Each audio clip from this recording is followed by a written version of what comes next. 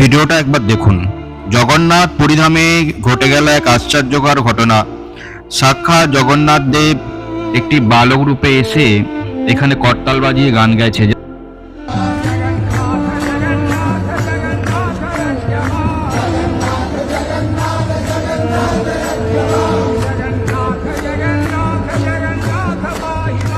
পুরীধামে ঘটে গেল এক আশ্চর্যকর ঘটনা।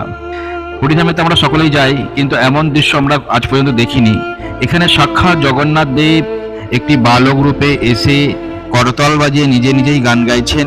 দেখুন, জগন্নাথের যে মুখের আকৃতি, জগন্নাথ দেবের যে চোখের আকৃতি, তার সাথে এই বালকটার মুখের আকৃতি আর চোখের আকৃতির সঙ্গে হুবহু কিন্তু মিলে গেছে।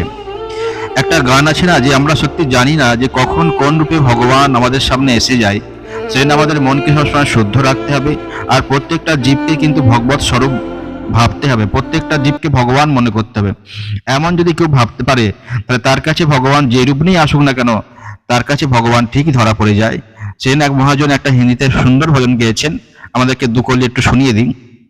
पता नहीं किस रूप में आकर नारायण मिल जाएगा, निर्मल मन के दर्पण में ओ राम के दर्शन पाएगा।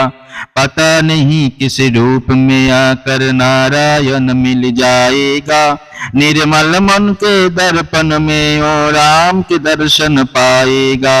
যদি নির্মল মন থাকে, শুদ্ধ মন থাকে, তার ডাকে ভগবান ঠিকই সাড়া দেয় আর ঠিকই ধরা দেয়। তো সবশেষে একটুখানি বলবো, সবার কাছে বিশেষভাবে অনুরোধ, যারা যারা আমার চ্যানেলটিকে এখনো সাবস্ক্রাইব করেনি তাদেরকে বিশেষভাবে অনুরোধ করব, প্লিজ দয়া করে আমার চ্যানেলটিকে সাবস্ক্রাইব করবেন, যাতে আপনাদের কাছে এরকম নতুন নতুন ভিডিও আনার সুযোগ পাই। সবাই ভালো থাকবেন।